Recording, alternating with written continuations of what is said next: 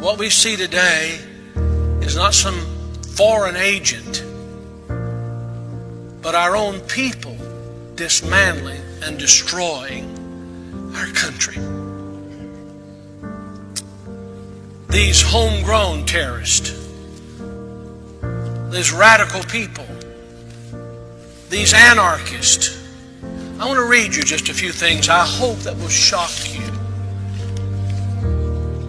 So, this comes from the own words, their words from the organization called Black Lives Matter. Some core principles of Black Lives Matter. And this is not against all black people.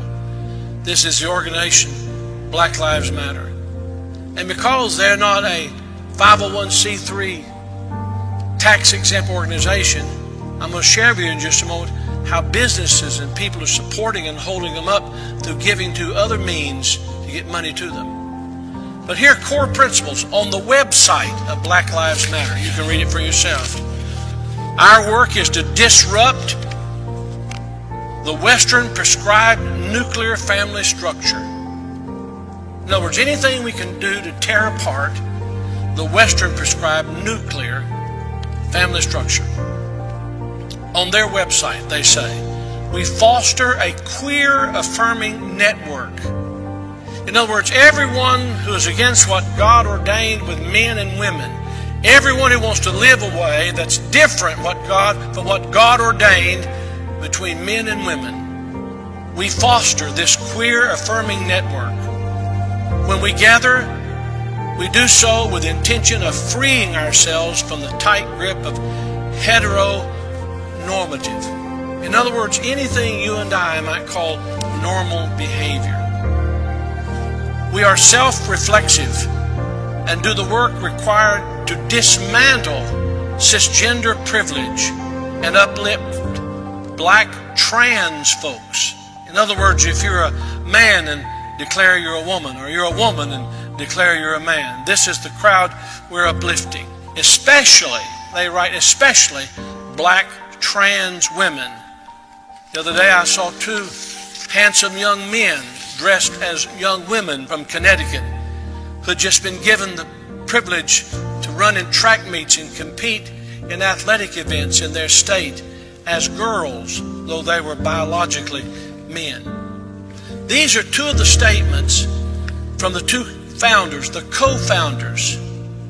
Patrice Cullors, co-founder of Black Lives Matter, says, well, I'm hands down. Trump not only needs to not be in office in November, but he should resign now. Trump needs to be out of office. He is not fit for office. So what we are going to do is to push for is a move to get Trump out. This is our goal. Her co-founder, a man who calls himself Hawk Newsom, says, I said if this country doesn't give us what we want, then we will burn down this system and replace it. That's what we're facing. You say that's just a lot of loud talk. Ask the people in New York City that. Ask the people in Washington, D.C. that. Ask the people in Seattle, Washington. Ask towns and cities across America where this group has been rallied to do their destruction and to put forth their anarchist positions. You say, well, how can they go on? I've talked to our county sheriff. I've talked to our mayor. They've assured me that nothing like this could happen in Knox County. They've assured me that we're going to live by the rule of law, just as our country was founded to do. They've assured that. That's why we need to put the presence of Christ in every community. That's why we need to get back into every school. And I imagine after 30 years of it, this may be the hardest year ever to do that. That's why we need to get back into every senior residence center with the gospel. More than 40 of them we have weekly meetings in. He said, well, how can this go on? How's it funded? Well, let me read it to you. Some of the businesses that have donated to Black Lives Matter and to these riots and to the dismantling of statues and the disruption of cities and the looting and breaking in of stores, these are some of the businesses that have contributed to them and funded them. Amazon, giving them $10 million. Verizon, $10 million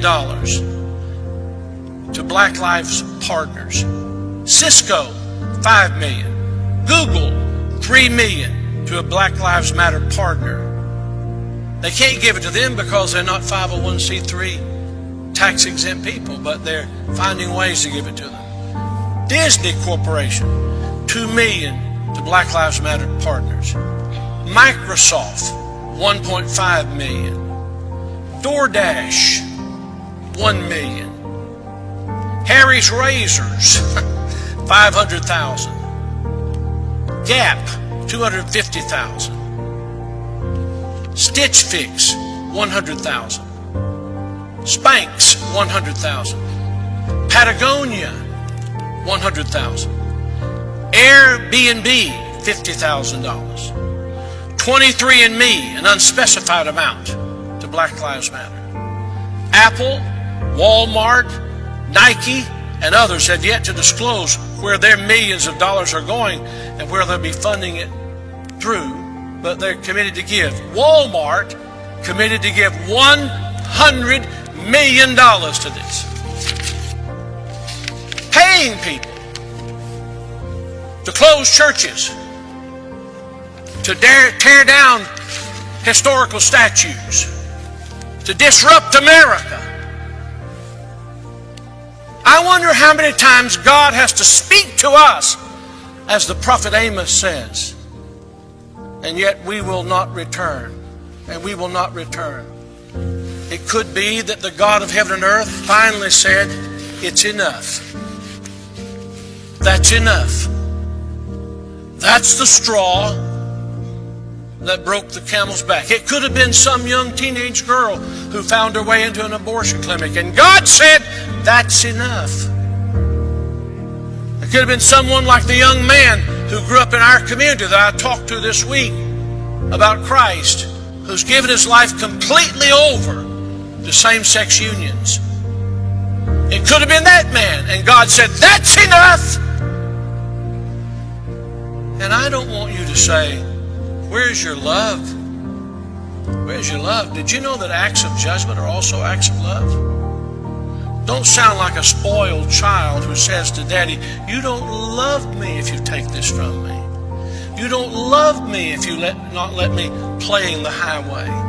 You don't love me if you spank me for something I've done wrong. You see, it's time that Christian, mature people, men and women, especially women, stand up and let their voices be heard. God said, prepare to meet thy God. With what? With our failed opportunities.